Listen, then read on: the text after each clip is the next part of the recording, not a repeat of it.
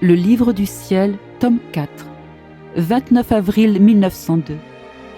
Celui qui veut Dieu dans sa totalité doit se donner totalement à Dieu.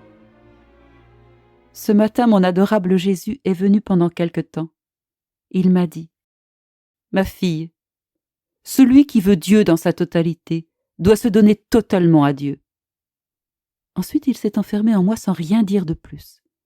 Alors, en le voyant tout près de moi, je lui ai dit : « Seigneur, aie compassion de moi. Ne vois-tu pas comment tout est aride et desséché dans mon âme ?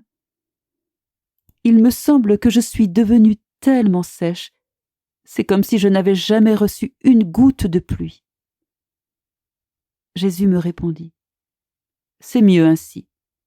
Ne sais-tu pas que plus les bûches sont sèches, plus le feu les dévore facilement et plus vite il les convertit en feu. Il suffit d'une seule étincelle pour les allumer.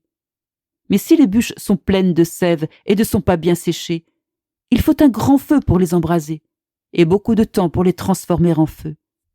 Il en est ainsi dans l'âme. Lorsque tout y est sec, il ne suffit que d'une seule étincelle pour la transformer totalement en un feu d'amour divin. » Je lui dis : « Seigneur, tu te moques de moi. Combien tout est rude dans cet état de sécheresse. D'ailleurs, qu'est-ce que tu dois brûler si tout est sec ? » Il me répondit : « Je ne me moque pas de toi. Tu ne comprends pas ce que je dis ? Quand tout n'est pas sec dans l'âme, la complaisance est sève, la satisfaction est sève, le propre goût est sève, l'estime de soi est sève. Au contraire, quand tout y est sec et que l'âme opère, cette sève ne trouve pas de canaux pour s'écouler.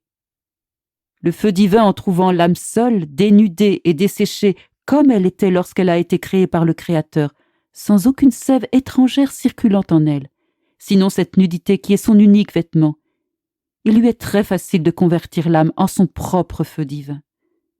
Alors je lui infuse une atmosphère de paix, la conservant par l'obéissance intérieure et la protégeant par l'obéissance extérieure.